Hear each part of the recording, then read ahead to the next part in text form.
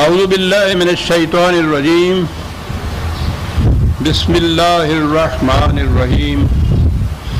عزیزان من، آج جولائی 1983 کی 22 تاریخ ہے اور درس قرآن کریم کا آغاز سورہ الصاف 61 سورت سے ہوتا ہے، ابتدائی وہیں سے ہو رہی ہے۔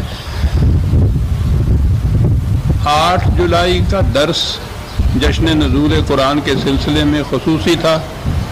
15 کو عید کی تقریب میں ہم نے ناغہ کیا تھا، تو اس لیے یہ تیسرے درس کے بعد یہ شروع ہو رہا ہے، لیکن ابتدا اس کی نئی صورت سے ہی ہو رہی ہے۔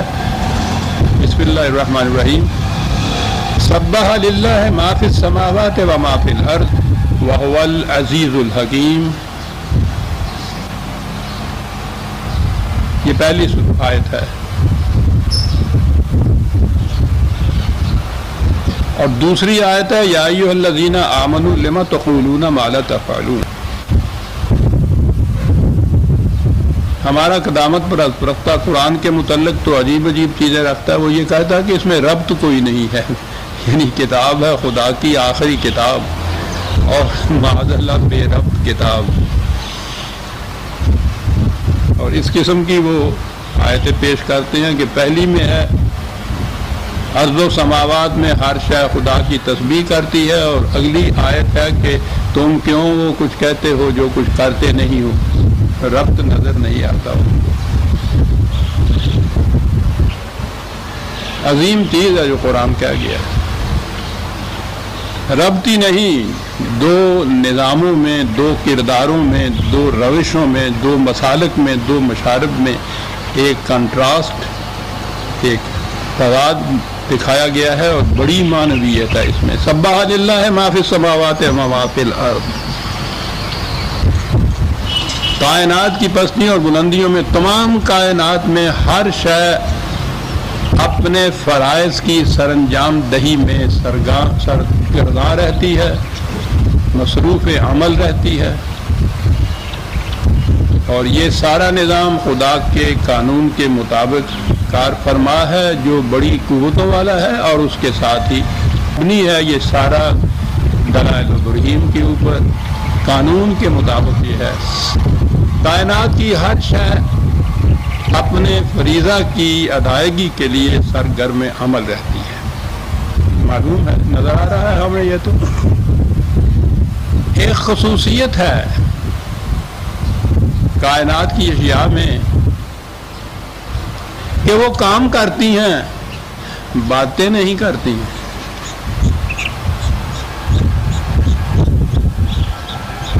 خاموشی سے ہر شے اپنی ذمہ داریوں کو پورا کرنے کے لیے مصروف کار رہتی ہیں، بات نہیں کرتی۔ ساری کائنات خاموش کائنات ہے، لیکن ساری کائنات مصروف عمل کائنات ہے۔ خاموش، بڑے خوبصورت چند شعر ہیں اقبال کے کہ خاموش ہے چاندنی کمر کی، شاخیں ہیں خاموش ہر شجر کی، تاروں کا خاموش کارواں ہے، یہ قافلہ بے درا رواں ہے۔ خاموش ہیں کوہ و دشت و دریا، فطرت ہے مراقبے میں گویا۔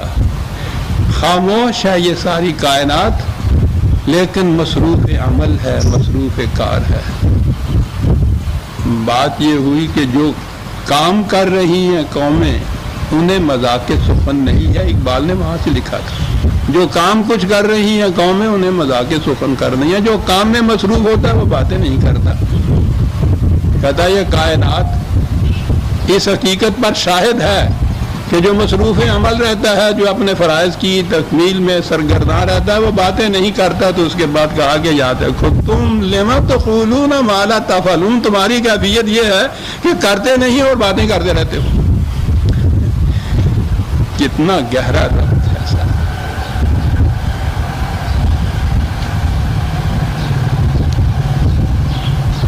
کیوں وہ کچھ کہتے ہو جو کرتے نہیں ہو؟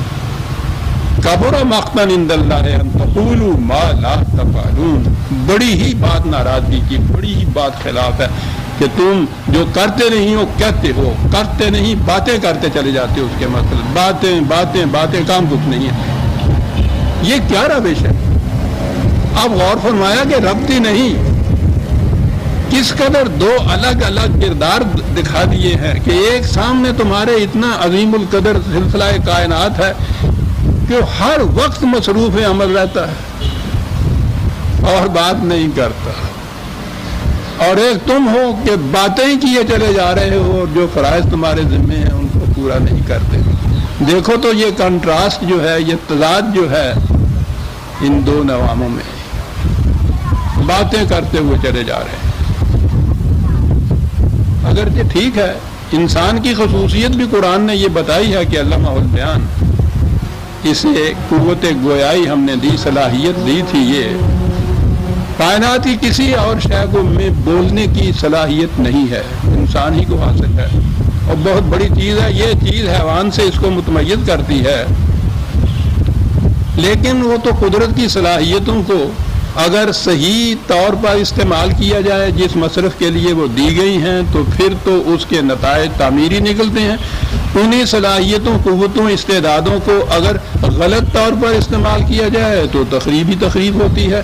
یہ قوت گویائی، یہ بیان آپ دیکھیے تو صحیح، کام کرنے والے پروگرام کے اوپر یا پلان کرنے والے سائنٹسٹ ہوتے ہیں، وہ بڑی تھوڑی سی بات کرتے ہیں، کتنا ضروری ہے وہ بات کرنا، کنوے کرنا ایک چیز کو دوسرے کی طرف، لیکن دوسری طرف ہماری قومیں ہیں اور ہم تو 1000 برس سے اس میں لگے ہوئے ہیں، شاعری کیے چلے جا رہے ہیں، سب باتیں باتیں باتیں، ساری تاریخی باتوں سے بھری ہوئی ہے آپ کی۔ اور اس دور میں تو پھر ان باتوں میں انتہا ہو گئی ہے، اس لیے بھی کہ یہ ابلاغ کے ذرائع جو ہیں وہ بڑے عام ہو گئے ہیں۔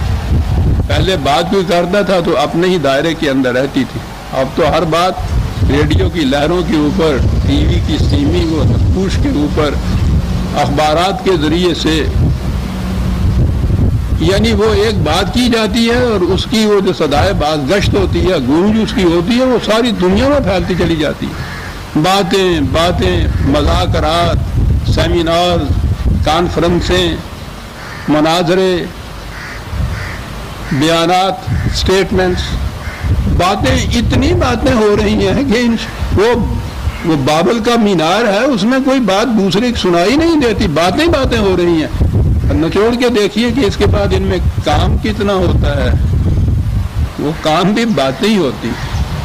وہ رپورٹ پبلش ہو گئی، اس کے بعد وہ ایک پلان آ گیا اور ایک کتاب چھپ گئی، اخبارات نے یہ ریویو کیے اس کے اوپر، جو اس کے بعد جو کوئی پوچھتا ہے کہ میرے دکھ کی دوا کرے کوئی، تو دوا نہیں، نسخے ہی لکھتے ہیں پہ، لما تو کون ہونا، کیا بات ہے، کہتے کیوں ہو وہ جو کر کے نہیں دکھاتے؟ تو بڑی بری بات ہے یہ سب۔ اس میں بھی ایک بات عام طور پر ایک شخص دوسرے سے کہتا ہے کہ میاں اس طرح سے تو جھوٹ نہ بولا کرو، کاروبار میں فریب نہ کیا کرو، بڑی بری بات ہے۔ اسے سننا چاہیے کہ یہ بات ٹھیک کہتا ہے، کہ شکریہ۔ وہ کہتا ہوا میاں پہلے اپنے آپ کو تو ٹھیک کرو، تم نہیں جھوٹ بولتے۔ یعنی چونکہ اگر وہ جھوٹ بولتا ہے تو اس کے لیے بھی سند ہو گئی کہ یہ بھی بولے گا، ٹھیک ہے، اس کے لیے بھی ضروری ہے کہ وہ بھی نہ جھوٹ بولے۔ یہ شخص جس سے یہ کہا جا رہا ہے اسے تو صرف یہ دیکھنا چاہیے کہ جو کچھ یہ کہہ رہا ہے مجھے وہ ٹھیک ہے یا نہیں۔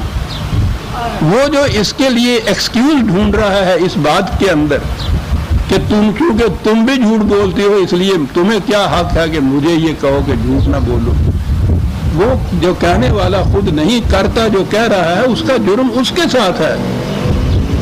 وہ جو تمہیں کہہ رہا ہے تم اس کے اوپر کان دھرو کہ ٹھیک کہہ رہا ہے یا نہیں۔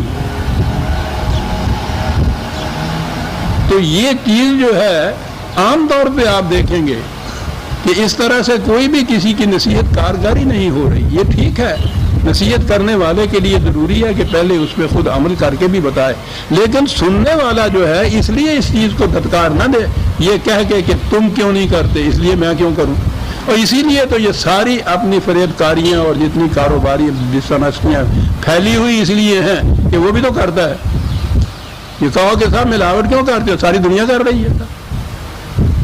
رشوت کیوں لے رہے ہو، ہر ایک لے رہا ہے جی. یعنی یہ سند بن جا رہی ہے. دیکھنا تو یہ چاہیے کہ جو کوئی یہ کہہ رہا ہے، مجھ سے جو کہہ رہا ہے وہ بات صحیح ہے یا نہیں. یہ نہیں کر رہا تو یہ اس کا جرم ہے، یہ بھگتے گا.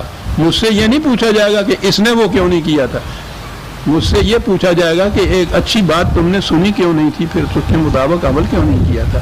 لما تقولون ما لا تفعلون کبر مقتا عند اللہ ان تقولوا ما لا تفعلون. بڑی چیز اتنے سی قرآن کے اس حکم یا نصیحت کی آواز پہ عمل ہونا شروع ہو جائے کہ کہو وہ جو کر کے دکھاؤ. یہ آپ کے ہاں کا معاشرہ، یہ دنیا کچھ کی کچھ ہو جائے. اور اس کے بعد تقابل جو کیا ہے نا خارجی کائنات میں نظام عمل کا کہ خاموش سب کام کیے چلے جا رہے ہیں. یہ معاشرہ ہمارا کوئی کام نہیں، باتیں ہی باتیں کی جا رہی ہیں. مومن کا شعار یہاں کہا تھا کبرا مقتن عند اللہ، سخت ناگواری کی بات جسے ہم کہتے ہیں. اس کے مقابلے میں کون سی بات ہے جو بہت پسند ہے خدا کو؟ ان اللہ یحب الذین یقاتلون فی سبیلہ صفا کانہم بنیان مرصوص. خدا کے نزدیک پسندیدہ وہ ہے باتیں نہیں کرتے زیادہ. وقت آ پڑتا ہے تو میدان جنگ میں سرفروشی کے لیے جا نکلتے ہیں، اور اس کے بعد دشمن کا مقابلہ اس طرح سے سفارا ہو کے کرتے ہیں. اب یہ دیکھیے جو پہلی بات تھی نا کہ یہ سارے کوثار کی چٹانیں، یہ اتنے بڑا سورج کا نظام، یہ سارے تارے، یہ سارے خاموش کھڑے ہیں اپنے مقام پہ مصروف عمل ہیں. یہاں ایک تشبیہ دی ہے کہ یہ پھر یہ جماعت مومنین مجاہدین کی جماعت میدان جنگ میں جاتی ہے تو کیسے لڑتی ہے. مدافعت میں اس طرح سے جم کے کھڑے ہو جاتے ہیں گویا کہ ایک سیسا پلائی ہوئی دیوار ہے. سیسا پلائی ہوئی دیوار خاموش ہوتی ہے لیکن ہر مخالفت کا مقابلہ چٹان کی طرح کرتی ہے، کچھ نہیں کہتی لیکن کھڑی ہوتی ہے اس طرح سے کہ بڑے سے بڑا محیب حملہ بھی اس کو اس کے پاؤں میں لغزش نہیں پیدا کرتا. کہتے ہیں کہ یہ پھر میدان جنگ میں یوں دشمن کا مقابلہ کرتے ہیں جیسے سیسا پلائی ہوئی دیوار کو.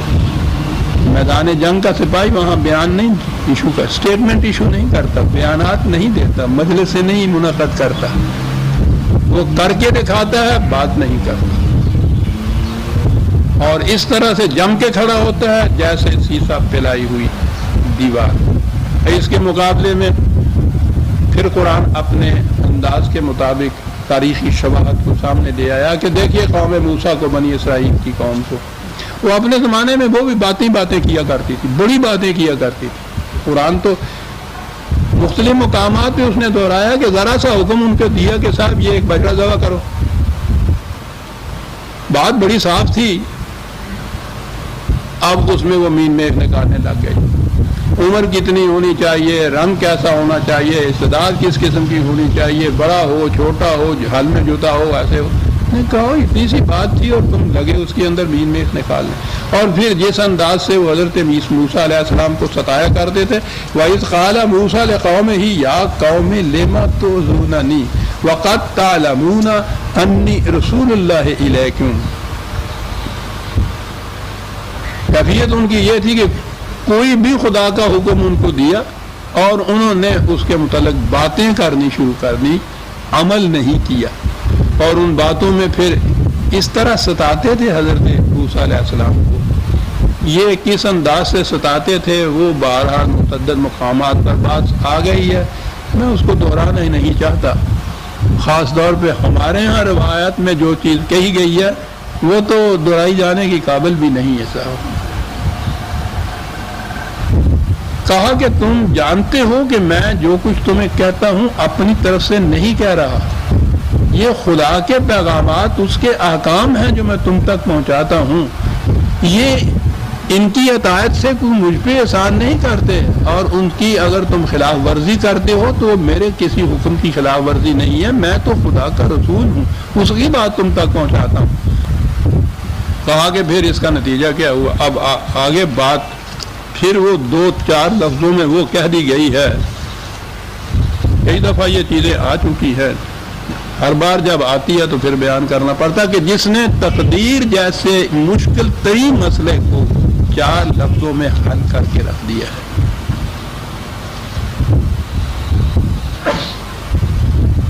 خدا جسے چاہے ہدایت دے دیتا ہے، جسے چاہے گمراہ کر دیتا ہے، جسے وہ چاہے یہ سب چیز جسے وہ چاہے وہ کر دیتا ہے. ذلیل بھی وہی کرتا ہے، عزت بھی وہی دیتا ہے، حکومت بھی وہی دیتا ہے، جسے چاہے یہ کر دیتا ہے، جسے چاہے وہ کر دیتا ہے.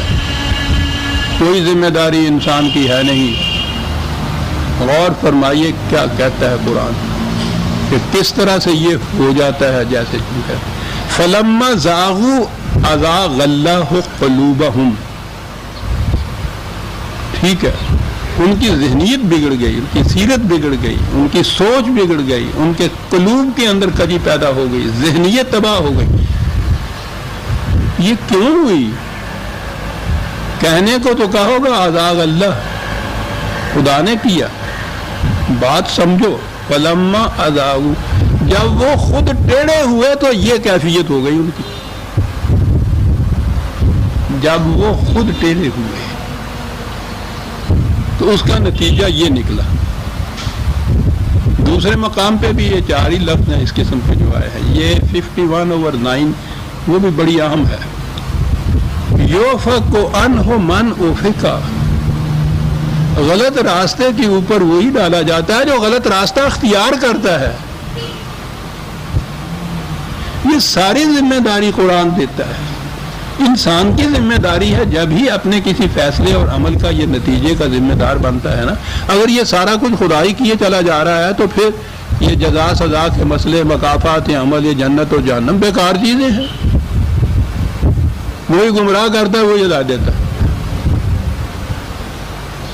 یہ کتنی بڑی چیز ہے کہ انسان کے ہاتھ میں انیشیٹو ہے. یہ بات بہت پہلے آ چکی. انسان ابتدا کرتا ہے، جس قسم کا یہ بن جاتا ہے اسی قسم کے اس کے نتائج برآمد ہو جاتے ہیں. یہ بنتا کس قسم کا ہے؟ یہ اطاعت شعار بنتا ہے قوانین کے سرسبز و شاداب نتائج اس کو مل جاتے ہیں. یہ ان سے سرکشی برتتا ہے، تباہی اور بربادی اس کے حصے میں آ جاتی ہے. یہ جو کچھ بنتا ہے، خدا کا قانون انسان کے پیچھے پیچھے چلتا ہے. جس راستے کے اوپر یہ جاتا ہے اس راستے کے مطابق اس کا قانون ہوتا ہے. غلط راستے پہ چلتا ہے تو وہ غلط جگہ جا کے پہنچ جاتا ہے. صحیح راستہ اختیار کرتا ہے، منزل مقصود تک پہنچ جاتا ہے. آغاز کار، ابتدا جسے کہتے ہیں، انیشیٹو جسے انگریزی میں کہتے ہیں، یہ اس کے لیے، یعنی اس مقام پہ دیکھیے، اس چوراہے کے اوپر وہ انسان کھڑا ہے، مسافر جس نے جانا ہے، کسی منزل کے اوپر پہنچنا ہے. خدا نہیں اس سے کسی صحیح راستے کے اوپر لگا دیتا کہ چلو، دکھا تو دیا ہے اس نے، وہاں وہ اس نے سائن پوسٹ لگا دیے ہیں چوراہے کے اوپر کہ یہ راستہ فلاں گاؤں کو جاتا ہے، یہ فلاں شہر کو جاتا ہے. آنکھیں دے دی، روشنی دے دی، علم دے دیا، سائن پوسٹ دے دیے. اب وہ خود پکڑ کے اس کو راستے کے اوپر نہیں لگاتا.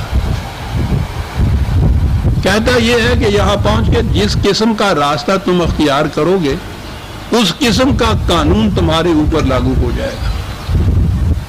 غلط راستہ اختیار کرو گے تو قانون یہ ہے کہ شام کو تکان تمہارے حصے میں آئے گی، منزل سے تم کوسوں دور ہو جاؤ گے. یہ ہمارا قانون ہے کہ غلط راستے پہ چلنے والا صحیح منزل پہ نہیں پہنچ سکتا. لیکن یہ ابتدائے کار تمہارے پاس ہے کہ تم غلط راستہ اختیار کرتے ہو یا صحیح اختیار کرتے ہو. یہ ہم نہیں کرتے تمہارے لیے.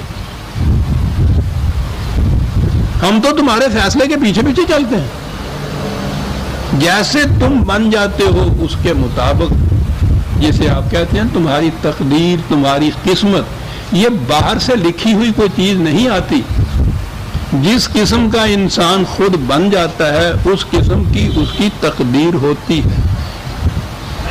یوں سمجھیے، تقدیر کے معنی یہی، اس قسم کا قانون ہے خدا کا جس کا اطلاق اس کے اوپر ہو جاتا ہے، اپلائی ہو جاتا ہے اس کے اوپر، جس قسم کا یہ بن جاتا ہے. وہ آپ کو یاد ہے، میں نے وہی ایرک فرام کا جو فکرہ تھا، ٹو ہیو اور ٹو بی. یہ ٹو بی کی بات جو ہے، جو میں نے کہا تھا کہ ایک لفظ ترجمے کا نہیں مل رہا، بات ساری ٹو بی کی ہے. تم خود کیسے بن گئے ہو، جیسے بن جاؤ گے وہی اسی قسم کی تمہاری تقدیر ہوگی. پھر وہی اخبار آ جاتا ہے. وہ تو اس تقدیر کے مسئلے کو کس خوبصورتی سے وہ بیان کرتا ہے کہ رمز باریکش بحرف مزبرست، تقدیر کے مسئلے پہ کہتا ہے کہ بڑی لطیف اور باریک سی یہ رمز ہے، ایک لفظ میں بات صاف ہو جاتی ہے. تو اگر دیگر شبیہ او دیگر است، تو اپنے آپ کو بدل دے، تقدیر سے بھی بدل جائے گا. خاک شو نظر ہوا سازت ترا، خاک ہو، راکھ ہو جا، ہوا آئے گی تمہیں اڑا کے لے جائے گی. کیفیت تمہاری یہ ہوگی. سنگ شو بر شیشہ اندازت ترا، پتھر ہو جا، شیشے کو توڑ کے رکھ دے گا تو. شبنمی افتندگی تقدیر تست، اوس جیسا شبنم جیسا ناتما ہو جائے گا تو زمین پہ گرے گا، اوپر نہیں جا سکے گا. قل زمین پائندگی تقدیر تست، شبنم کی بجائے سمندر بن جا، پائندہ رہے گا ہمیشہ کے لیے. تو اگر دیگر شوی او دیگر است، یہ ہے جی تقدیر خدا کا جو مسئلہ ہے. جیسا تو ہو جائے گا اسی قسم کی تیری تقدیر ہوگی، اور یہ تمہارے اختیار میں ہے کہ تم کس قسم کا ہونا چاہتے ہو. فلما ازاغوا ازاغ اللہ قلوبہم، جب وہ ٹیڑھے راستے کے اوپر چل پڑے تو ان کی ذہنیت ٹیڑھی ہو گئی.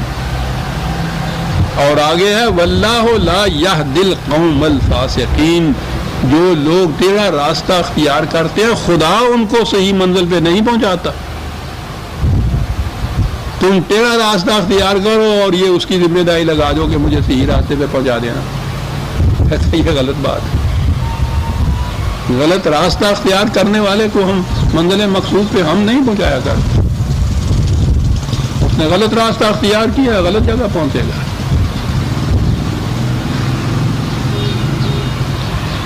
قوم موسیٰ کے بعد حضرت عیسیٰ علیہ السلام کا ذکر آ رہا ہے، ان کے حواریوں کا ذکر آئے گا. جی ہاں، وَإِذْ قَالَ عِيسَى ابْنُ مَرْيَمَ يَا بَنِي إِسْرَائِيلَ إِنِّي رَسُولُ اللَّهِ إِلَيْكُمْ مُصَدِّقًا لِمَا بَيْنَ يَدَيَّ مِنَ التَّوْرَاةِ. حضرت عیسیٰ علیہ السلام نے بھی انہی بنی اسرائیل سے یہ کہا کہ میں بھی خدا کا رسول ہوں تمہاری طرف. جو کچھ پہلے رسولوں نے کہا تھا میں اس کو سچ کر کے دکھانے کے لیے آیا ہوں. ایک عملاً نظام ایسا قائم کروں گا کہ جو انہیں سچ کر کے دکھا دے گا. یہ تو ہے جو ماضی میں ہوا ہے، میں اس کے متعلق تو کہہ رہا ہوں یہ کروں گا. اور اس کے بعد وَمُبَشِّرٌ بِرَسُولٍ يَأْتِي مِن بَعْدِهِ اسْمُهُ أَحْمَدُ، اور میں تمہیں بشارت دیتا ہوں کہ میرے بعد ایک اور رسول آئے گا، اس کا نام احمد ہوگا. یہ چیز بڑی مابین نزاع چلی آ رہی ہے. ہمارے یہاں مناظرے ہوتے ہیں، مذاکرے ہوتے تھے عیسائیوں میں. آج کل وہ مناظرے تو کم ہو گئے ہیں کہ یہ قرآن نے یہ احمد کہا، یہ تو عربی زبان میں کہا حضور کا نام. اب ان کے ہاں اصلی انجیل تو حضرت عیسیٰ علیہ السلام کی جو زبان تھی عربی، اس میں انجیل ہے ہی نہیں دنیا میں کہیں بھی. ان کے ترجمے ہوئے تھے یونانی میں، یونانی کا ترجمہ بھی اصلی کہیں ہے نہیں. پھر ان کے ترجمے ہوئے مختلف زبانوں کے اندر، عبرانی میں بھی ترجمے ہوئے اور پھر دنیا کی زبانوں میں ترجمے ہوئے.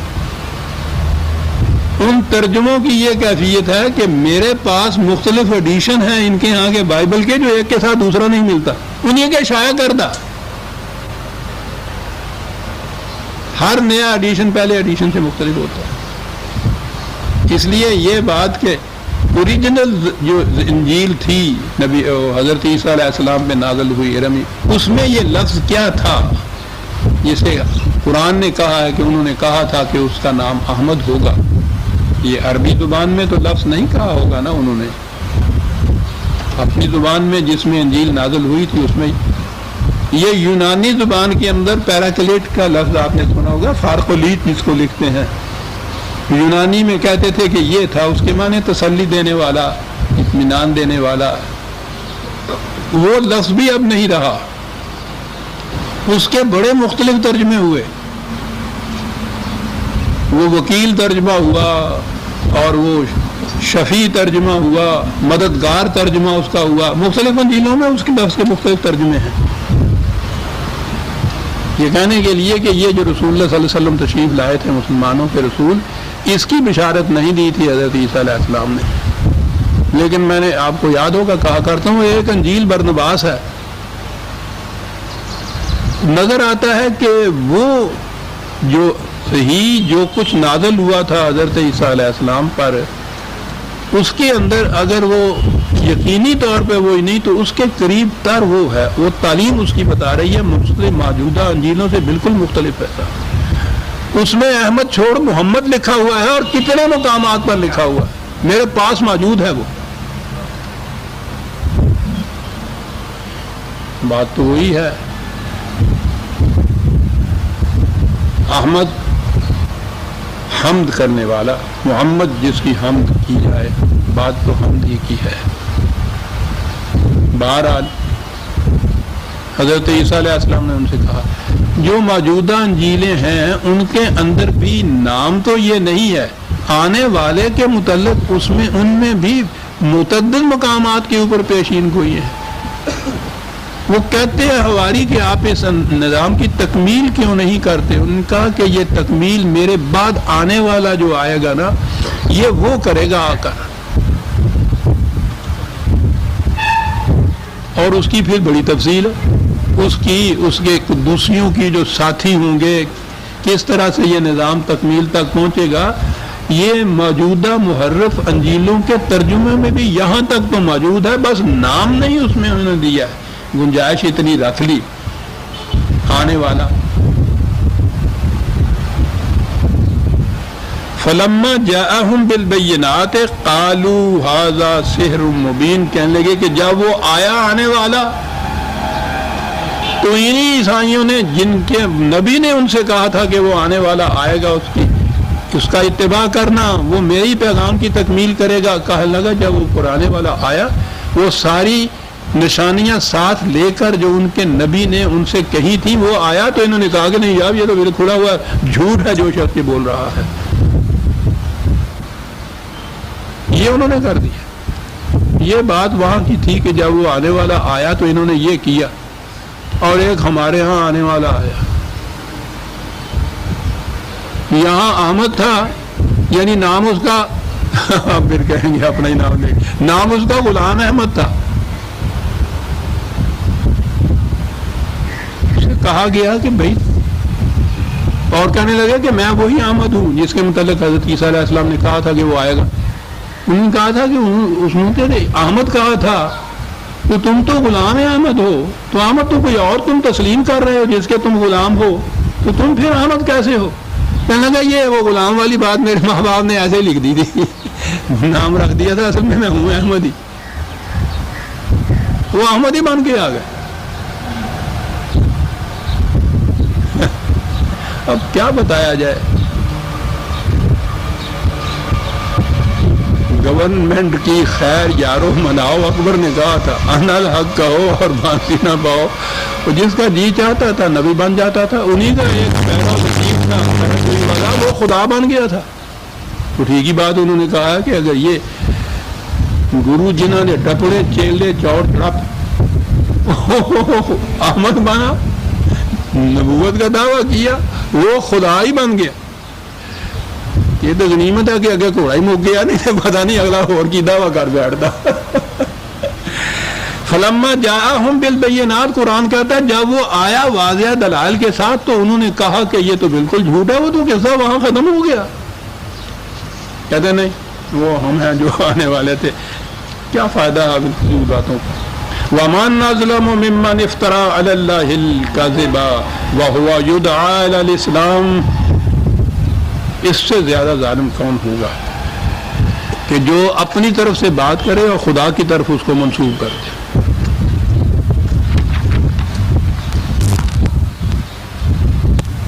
حالانکہ اس کو دعوت دی جاتی ہے اسلام کی طرف۔ یہ دعوت پہلے دن سے جو نبی آنا شروع ہوئے، حضرت نوح علیہ السلام سے جو سلسلہ شروع ہوا ہے حضور تک اس کی تکمیل ہوئی ہے، یہ سارے انبیاء کرام ایک ہی دین تھا جس کے اصول دیا کرتے تھے، اور وہ علیہ السلام ہی تھا حقیقت میں، کہ اسلام کی طرف دعوت دی جا رہی ہو۔ تو دو کیٹیگریز ہیں، ایک تو یہ ہے کہ اپنی طرف سے بات بنائے خدا کی طرف منسوب کرے، دوسرا یہ ہے کہ سچی بات اس کو پہنچائی جائے اور وہ اس کی تکذیب کرے، کہے کہ یہ جھوٹے ہیں۔ واللہ لا یہدی القوم الظالمین، پہلے کہا تھا فاسقین، یہاں ظالمین ہوا، کہ جو خود ظلم کا راستہ اختیار کر لے اس کو منزل مقصود تک وہ کیسے پہنچا؟ اللہ نہیں پہنچاتا، یہ بات کہہ رہی ہے۔ یہ نہ کہو کہ یہ اللہ یا کچھ کرتا ہے، وہ نہیں پہنچاتا۔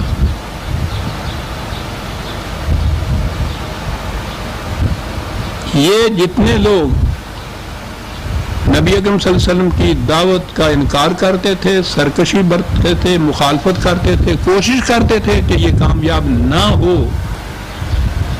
ان میں یہ اہل کتاب بھی شامل تھے، خاص طور پہ یہود، نصرانی بھی شامل تھے، عیسائی۔ یہ باقی انکار کرنے والے ان کو اس زمانے کے اعتبار سے مشرکین عرب کہا گیا۔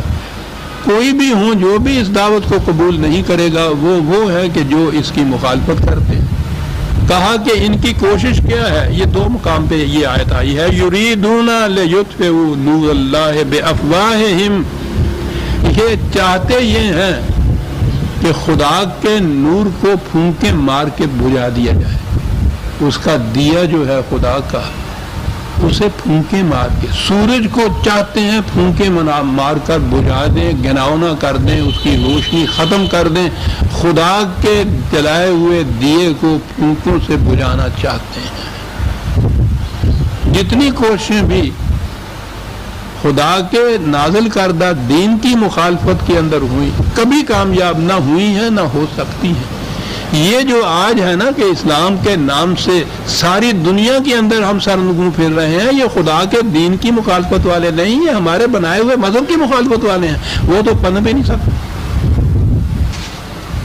مذہب کو تو ہر مقام پہ شکست ہو، وہ دلیل و برہان پہ مبنی نہیں ہوتا۔ وہ تو جب بھی علم و عقل کی دلیل و برہان کی روشنی آئے گی مذہب کی تاریکی ختم ہو جائے گی۔ یہ دین کا دیا ہے جگمگاتا ہوا، سورہ نور میں اس کو دیے سے تشبیہ دی گئی ہے۔ یہ سورج ہے، قرآن نے سورج بھی اس کو کہا ہے، سراج منیر نبی اکرم صلی اللہ علیہ وسلم بھی اس دیے کو لے کے آئے۔ یہ ہے دعویٰ کہ اس کی مخالفت جتنا جی چاہے کیجیے، مخالفت ایسی ہے جیسے کوئی سورج کو پھونکے مار کے اندھا کر دینا چاہے، اس دیے کو نہیں بجھا سکتے۔ واللہ متم نورہ ولو کرہ الکافرون، خدا کا قانون، اس کا نظام یہ ہے کہ وہ اس نور کو مکمل کر کے رہے گا، خواہ ان مخالفت کرنے والوں پر یہ بات کتنی ہی ناگوار کیوں نہ گزرے۔ دین قرآن ہے، وہی خدا کا سراج منیر دیا ہے، وہی روشنی ہے، اسی کے اتمام کا ذمہ خدا نے لیا ہے، کیونکہ یہ آخری دین ہے، آخری کتاب ہے، آخری نبی ہے، تو جو انہوں نے دیا ہے وہ تو قیامت تک تمام نوع انسانی کے لیے ہے۔ یہ اگر معاذ اللہ ناکام ایسا رہ جائے کہ یہ زندہ ہی نہ ہو سکے تو سارا سلسلہ رشد و ہدایت ہی ختم ہو گیا، اور تو کوئی نبی نہیں آنا اور کوئی کتاب ہی نہیں آنی۔ اس لیے یہ جو آخری مکمل غیر متبدل کتاب دی ہے، اس میں دیے ہوئے نظام کو کامیاب ہو کر رہنا ہے۔ هو الذی ارسل رسولہ بالہدی ودین الحق لیظہرہ علی الدین کلہ ولو کرہ المشرکون۔ خدا نے بھیجا ایک رسول ضابطہ ہدایت دے کر، جسے دین حق کہا جاتا ہے۔ صرف ہدایت ہی نہیں کہا ہے یعنی دین نظام کو کہتے ہیں۔ ہدایت تو ایک ان تھیوری ہوتی ہے، وہ نظری چیز ایک ہوتی ہے۔ قرآن کی دفتین کے اندر، تحریر کے اندر، الفاظ کے اندر وہ ہدایت ہے۔ وہ جب عملاً متشکل ہوگی، ایک نظام کی شکل اختیار کرے گی، تو وہ دین ہوگا۔ ہدایت بھیجی قرآن کے اندر، اور اس کے بعد اس میں بتایا کہ یہ متشکل ہوگی ایک مخصوص نظام کی شکل میں، وہ دین الحق۔ اس کو خدا لیظہرہ علی الدین، اب دیکھیے اب آگے پھر دین کا لفظ کہا کہ ادیان عالم پر اس کو غالب کرے گا۔ تو یہ دین کون سے ہیں؟ انسانوں کے بنائے ہوئے نظام۔ ہمارے مناظرے سارے مذہب کی بنیاد پہ ہوتے تھے۔ اسلام کو تمام مذاہب پر فضیلت حاصل ہے، یعنی وہ مذہب ہے ہی نہیں، اور اس کا مقابلہ مذاہب سے کر کے بڑے خوش ہوتے تھے کہ ہم نے پتہ نہیں کون سا قلعہ فتح کر لیا۔ مذاہب، وہ تو مذاہب کی تردید کرنے کے لیے ہے۔ مذہب یہ انسانوں کے بنائے ہوئے خود ساختہ جتنے نظام ہیں، وہ کہتا ہے ان کے مقابلے میں بھی ان کے اوپر غالب آ کر رہے گا۔ اب یہ ایک لمبی داستان ہے۔ بظاہر تو آج کہیں گے کہ آج تو یہ نظام جسے آپ کہتے ہو دنیا میں ہے ہی کہیں نہیں ہے، کہیں اٹھے بھی تو دوسرے دنیا کے جو نظام ہے وہ تو ان کو فوراً مغلوب کر لیتے ہیں۔ یہ کیسے غالب آئے گا؟ میں نے اس کے متعلق بہت لکھا ہے۔ تو ایک ہی پیمفلٹ جو ہے بڑا جامع ہے، کیا اسلام ایک چلا ہوا کارتوس ہے؟ میں نے بتایا یہ ہے کہ ٹھیک ہے کہ مسلمانوں کے ہاں تو یہ ایک عملی نظام کی شکل میں ہے نہیں، لیکن ساری دنیا کے نظام قائم کرنے والے جنہوں نے انسانوں کے اصولوں پہ نظام قائم کیے تھے، وہ اپنے اپنے نظام کے ہاتھوں سے مایوس ہو چکے ہیں، تنگ آ چکے ہیں، تلاش کر رہے ہیں کسی دوسرے نظام کی۔ ان کو پتہ نہیں کہ وہ نظام ہے کہاں، لیکن خود ہی اپنے تجربے کی بنا پر جو وہ کہہ رہے ہیں، وہ اسی قسم کے نظام کی تلاش میں ہے جو قرآن نے دیا ہے۔ یہ تو ہماری بد نصیبی، ہمارے ساتھ اقوام عالم کی بھی ہرما نصیبی کہ قرآن ان کے سامنے پیش ہی نہیں کیا گیا۔ وہ تلاش کر رہے ہیں اس کی۔ تو نظری طور پہ تو اس وقت بھی، ذہنی طور پہ اس کو کہہ لیجئے، یہ جو قرآن کا نظام ہے ذہنوں کے اوپر تو اب بھی مسلط ہوا چلا جا رہا ہے۔ نظری طور پر قائم کرنے کی مثال نہیں ان کو ملی۔ میرے پاس آتے ہیں یہ مغرب کے بڑے بڑے دانشور، اور ان کے ہاں یہ عیسائیوں کے، جن کو ہم تو پادری کہتے ہیں، یہ بڑے پڑھے لکھے لوگ ہوتے ہیں۔ کیمبرج یونیورسٹی کی آخری کلاس جو ہے اس تک یہ پہنچنے کے بعد باقی تو وہاں سے فارغ ہو جاتے ہیں ڈگری لے کے۔ پادری بننے کے لیے 2 سال اور لگانے پڑتے ہیں۔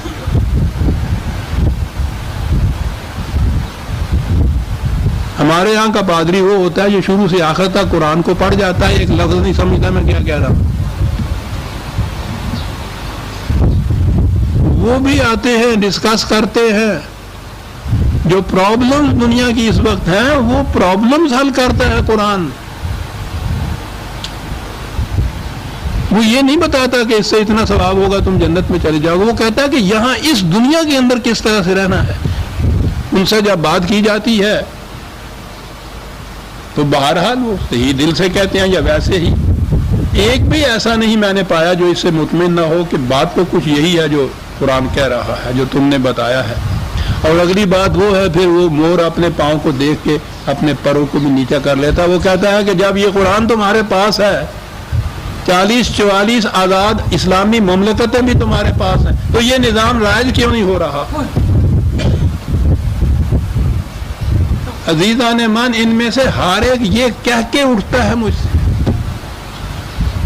اور میری آنکھیں جھک جاتی ہیں. بات ٹھیک؟ اور پھر وہی قرآن کی جو پھٹکار آ جاتی ہے کہ لما تقولون ما لا تفعلون، جو نظام قائم کر کے نہیں بتاتے اس کی باتیں کیوں کرتے ہو؟ اور قائم ہو کر رہے کیسے؟ یا ایھا الذین آمنوا هل ادلکم علی تجارۃ تنجیکم من عذاب علیم. کہا کہ تم دنیا میں، ہر شخص دنیا میں کچھ نہ کچھ کاروبار کرتا ہے، اس کا نام بزنس نام ہی رکھے، اور ہر ایک ہم میں سے لین دین کرتا ہے، ساری زندگی اسی کا نام ہے. کہنے لگے وہ تم اپنی عقل کے زور کے اوپر تجربے کی بنا پہ کرتے ہو، بعض میں کچھ فائدہ ہوتا ہے، بعض میں نقصان بھی ہوتا ہے. کہا میں تمہیں ایک ایسا کاروبار بتاؤں، تجارت کا لفظ ہے، ایسا کاروبار بتاؤں جس میں کبھی خسارہ ہو ہی نہ.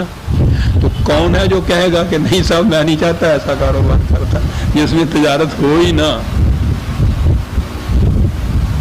جس میں خسارہ ہو ہی نہ، خسارہ ہی نہیں، کسی قسم کی تباہی نہ آئے اس کے بعد. جی ہاں فرمائیے، جی سن لیجیے. تؤمنون باللہ ورسولہ، پہلی بات تو یہ ہے کہ خدا نے رسول کی وساطت سے جو بھی صداقتیں دی ہے، یقین ہو ان کے اوپر کہ یہ کامیابی کا راستہ ہے. پہلی بات تو یہ، ہر کام جو شروع کیا جائے عزیزان مان، اس کے متعلق پہلے یہ یقین ہونا چاہیے نا کہ یہ کامیابی کا راستہ ہے. کوئی کاروبار بھی جو آپ شروع کریں گے، اگر شروع میں یہ چیز ہو کہ یہ نقصان پہنچائے گا، تو آپ کون ہے جو یہ کرے گا؟ وہ تو مثال ہے نا کہ یہ پاگل ہو گیا ہے، اس کو اپنے نفع نقصان کا بھی خیال نہیں، وہ تو پاگل ہوتا ہے. ورنہ ہر شخص پہلے یہ اپنے آپ کو اشیور کر لیتا ہے، مطمئن کر لیتا ہے کہ اس میں مجھے فائدہ ہوگا. وہ کہتا ہے کہ یہ پہلے یقین کرو کہ یہ جو اصول ہے جو تجارت کے ہم بتا رہے ہیں، اس میں فائدہ ہوگا، نقصان نہیں ہوگا. یقین ہے تمہیں؟ اور یقین اندھے یقین کا نام نہیں ہے. عقل و بصیرت کی بنا پہ پرکھ لو، دیکھ لو، جانچ لو، بھانپ لو.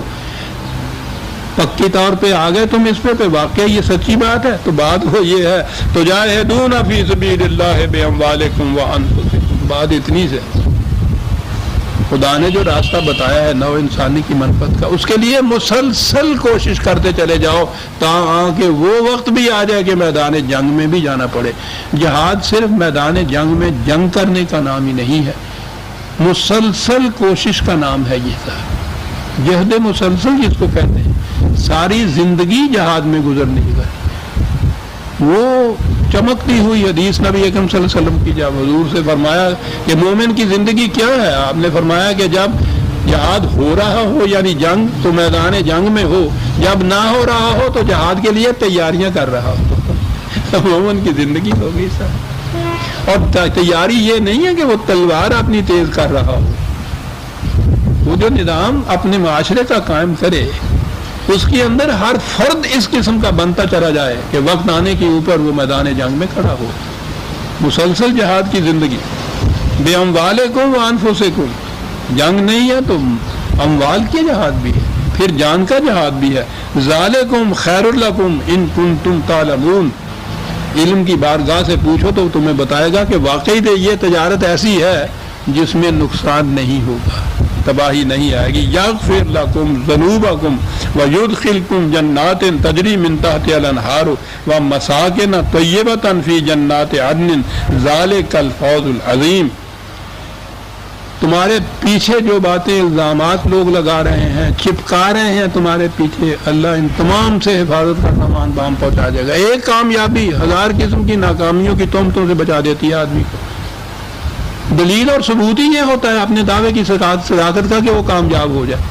اس کے خلاف جو کچھ لوگوں نے الزام تراشیاں کی ہوئی ہوتی ہیں سب ختم ہو جاتی ہیں. وہ جو کامیاب ہو جاتا ہے دعویٰ کہا یہ ہوگا ان کی باتوں میں نا، اور جو آج تمہارے خلاف یہ کچھ کہہ رہے ہیں یہ سب ختم ہو جائیں گی جب یہ بات کامیاب ہوگی تمہاری. وہی قرآن کے الفاظ ان مساکن کے اندر، تو مساکن تو ہوم لینڈز کو کہتے ہیں، مدینے کی زندگی ہے، اپنے گھر بار چھوڑ کے مکے میں آ گئے، یہاں آنے کے بعد آج کے الفاظ میں کہیے پناہ گزینوں کی زندگی. یہ ابتدائی جو تھی مدنی زندگی جو تھی یہ بھی بہت بے چارگی کی زندگی تھی. ابھی یہ لوگ مدینے والے انصار جو تھے جو کچھ وہاں تھا اس کو بانٹ کے ان کے اندر تسلیم کیا. وہاں یہ کہا جا رہا ہے پہلی چیز قرآن نے کہی ہے ایدہ بنصرہ، خدا تمہاری تقویت پہنچائے گا، تمہیں مساکن دے گا طیب. پھر ملے ایسے مساکن عزیزان من، تاریخ شاہد ہے. 22 لاکھ مربع میل، 10 لاکھ مربع میل کا رقبہ تو زیر نگین تھا نبی اکرم صلی اللہ علیہ وسلم کی. 22 لاکھ تک یہ پہنچ چکا ہوا تھا حضرت عمر کے زمانے میں. اس زمانے میں یہ کچھ کم بات نہیں ہے. جب میں نے پہلے بھی کہا کہ ٹرانسپورٹ کا کوئی ذریعہ اونٹ اور گھوڑے کے سوا تھا ہی نہیں، صحراؤں کو عبور کر کے جانا پڑتا تھا. اس زمانے میں یہ مساکن طیبہ ملے. وَأُخْرَىٰ تُحِبُّونَهُ، یہی یہ مساکن نہیں مل جائیں گے کہ رہنے سہنے کی جگہ مل جائے گی. نصر من اللہ وفتح قریب وبشر المؤمنین، خدا کے قانون کی تقویت اور دروازے کھل جائیں گے تمہارے ہاں فتوحات کے اور دوسرے مساکن کے اور دوسری زمینوں کے دروازے کھل گئے. ایران اور رومن اور مصر وغیرہ کے علاقے کہاں کہاں تک پہنچ گئے تھے یہ لوگ جو تھے. بشر المومنین، یہ بشارت تھی جو مومنین کو دی گئی. یا ایھا الذین آمنوا کونوا انصار اللہ. کیا بات ہے، کونوا انصار اللہ. اے جماعت مومنین اٹھو، خدا کے مددگار بن جاؤ. خدا کے مددگار یعنی ان کو اس کو ضرورت ہے تمہاری مدد کی، لیکن وہ تو اپنے پروگرام اس دنیا میں وہ انسانوں کے ہاتھوں سے کامیاب کراتا ہے. کہاں ہمارا پروگرام ہے، ہم چاہتے ہیں کہ یہ کامیاب ہو، اٹھو ہماری مدد کرو، اس کو ذرا کامیاب کر دیجئے. کتنا بڑا مقام انسان کو دیتا ہے خدا سے، جو اپنے پروگرام کی تکمیل کے لیے اس کی انعانت اور اس کی مدد کے یوں کہیے کہ محتاج ہوتا ہے اور اس سے کہتا ہے کہ تم اٹھو. یہ اٹھے تو وہ کامیاب ہوتا ہے. کونوا انصار اللہ کما قال عیسی ابن مریم للحواریین من انصاری الی اللہ. حضرت عیسیٰ علیہ السلام نے اپنے حواریوں سے یہ کہا تھا کہ خدا نے جو پروگرام میرے ذمہ لگایا ہے، کہو تم میں سے کون ہے جو خدا کا مددگار ہو میری وساطت سے. یہ شروع سے طریقہ چلتا آ رہا تھا. تو حضرت عیسیٰ علیہ السلام کی جو زندگی پیش کی جا رہی ہے ہمارے سامنے، مسکینی، درویشی، فقیری، گداگری، یہ بالکل غلط محرف ہے. میں نے اپنے ہاں یہ لکھا ہے کہ یہ اس قسم کی تصویر ان کی خود ان انسانوں نے، عیسائیوں نے کیوں پیش کی ہوئی ہے. میرے ہاں ہے یہ شعلہ مستور، حضرت عیسیٰ علیہ السلام کی حیات طیبہ کے اوپر میری کتاب ہے، اس میں میں نے لکھا ہے یہ بڑے انقلابی انسان تھے اور بہت بڑا انقلاب برپا کیا تھا انہوں نے انصاری. اور قرآن کی عظمت اور کشادہ ظرفی ملاحظہ فرماؤ. انجیلیں یہ کہتی ہیں کہ حضرت عیسیٰ علیہ السلام کے 12 حواری تھے، ساتھی 12.5 ہی تھے. انجیل یہ کہہ رہی ہے کہ 12 ہی تھے. ان میں سے ایک نے تو انہیں دشمن کے ہاتھوں 30 روپے کے عوض بیچ دیا مخبری کر کے، اور وہ گرفتار کر کے لا گئے، اور باقی 11 بھاگ گئے. یہ عیسائی پیش کر رہے ہیں ان حضرت عیسیٰ علیہ السلام کے حواریوں کو کی، جن کو وہ اپنے اپوسٹل بھی بتا رہے ہیں. رسولوں کے اعمال نامے انجیل کی ایک کتاب کا نام ہے، اور اعمال ان کے یہ بتا رہے ہیں. اور قرآن کریم ملاحظہ فرماؤ کہ وہ عیسائی اتنی مخالفت کر رہے ہیں اس کی. یہ کہہ رہا ہے کہ حضرت عیسیٰ علیہ السلام کے حواری تو اتنے بڑے انقلابی تھے کہ حضرت عیسیٰ نے ان سے کہا کہ کون ہے جو اس مہم میں مدد کرتا ہے میری، بلکہ خدا کی مدد کرتا ہے. قال الحواریون نحن انصار اللہ، ہم مددگار بنیں گے. وہ اپنے ہاں کے اپوسلز کی، رسولوں کی، حواریوں کی وہ سیرت پیش کر رہے ہیں. عیسائی انجیل پیش کر رہی ہے، اور یہ جس کی مخالفت کر رہے ہیں وہ عیسائی، وہ اس کا اعتراف کر رہا ہے. یہ ہے صداقت عزیزان من کہ میرٹ کی چیز دشمن کے اندر بھی ہو تو اس کا اعتراف کرو. انصاری یہ انصاریین نے یہ کہا نانو انصار اللہ، حواریوں نے کہا فآمنت طائفۃ من بنی اسرائیل وکفرت طائفہ، تو چنانچہ بنی اسرائیل میں سے ایک گروہ تو حضرت عیسیٰ علیہ السلام پہ ایمان لے آیا، دوسرے نے مخالفت کی، یہ یہودی تھے، وہ عیسائی تھے۔ فَأَيَّدْنَا الَّذِينَ آمَنُوا عَلَىٰ عَدُوِّهِمْ فَأَصْبَحُوا ظَاهِرِينَ، تو اس کے بعد تاریخ بتا دے گی کہ حضرت عیسیٰ علیہ السلام پر جو ایمان لائے تھے عیسائی، ان کو یہودیوں پر کتنی بڑی کامیابیاں حاصل ہوئیں۔ یہ اتنا ٹکراؤ ان کے ہاں ہوتا چلا آ رہا ہے یہودیوں اور عیسائیوں کے درمیان کہ یہ مسلسل جنگوں کے اندر یہ رہے تھے۔ یہ اب جو یہ جو اسرائیل کی حکومت قائم کی ہے، اس وقت ان کو یہ خیال آیا کہ یہ بات تو غلط ہے، آپس میں سمجھوتا کرنا چاہیے، کاہے کے لیے؟ مسلمانوں کو تباہ کرنے کے لیے۔ اس سمجھوتے کے لیے آپ حیران ہوں گے کہ پہلے ذرا ٹھہر کے، پہلے انہوں نے اپنی تاریخ کو بدلا، انجیل کو بدلا۔ اس میں یہ ہے نا کہ یہ بنی اسرائیل تھے یہودی جنہوں نے گرفتار کرایا تھا حضرت عیسیٰ علیہ السلام کو، اور ان کو صلیب پہ چڑھانے کا موجب یہ تھے، یہ عیسائی ان کو یہ قاتل کہتے تھے حضرت عیسیٰ علیہ السلام کا۔ اتنی سخت مخاصمت تھی آپس میں۔ یہ انہوں نے تاریخ بدلی کہ نہیں، انہوں نے نہیں کرایا تھا، رومن نے کیا تھا، انجیل بدلی۔ حیرت ہے کہ میں نے اپنے ابتدائی زمانے میں ہر سال یہ کرسمس کے موقع پر فلم دکھایا کرتے تھے حضرت عیسیٰ علیہ السلام کی، عیسائیوں کی طرف سے آئی ہوئی۔ یہ آج سے سمجھ لیجیے کوئی 50-60 سال پہلے کی بات میں کر رہا ہوں، اب تو 80 سال کا ہوں۔ یہ فلم آیا کرتی تھی، اس میں یہ سارا سین کہ یہودیوں نے کس طرح سے ان کو گرفتار کرایا یہ ہوا کرتا تھا۔ اس کے بعد میں نے پھر وہ فلم دیکھی ہے جس میں بتایا گیا یہودی آتا ہی کوئی نہیں ہے اس کے اندر، رومن نے یہ کیا تھا جو کچھ کہہ رہے ہیں ایسا۔ یہ اس وقت صلح ہوئی ان کی اس مسئلے کی بنا پر، ورنہ آپس میں ان کی مخاصمت اتنی چلی آئی تھی۔ اور پھر یہ عیسائی اتنے غالب رہے تھے کہ یہ جو وانڈرنگ جیو تھا جس کو کہیں ٹھکانہ نہیں تھا، چھت نہیں تھی، عیسائیوں کے ہاتھوں یہ ہوا تھا، مسلمانوں کے ہاتھوں تو نہیں۔ مسلمانوں کے زمانے میں تو ان کو امن دیا گیا، پناہ دی گئی، سلامتی کی ضمانت دی گئی۔ انہوں نے وہ اپنی کرتوتوں سے باز نہ آئے تو ان کے خلاف یہ کچھ کرنا پڑا، ورنہ یہ جو راندہ درگاہ ہوئے ہیں یہودی، یہ سارے عیسائیوں کے ہاتھوں سے ہوئے تھے۔ آج عیسائی اور یہ یہودی ایک ہیں، اور وہ پھر کس کے لیے ایک ہے؟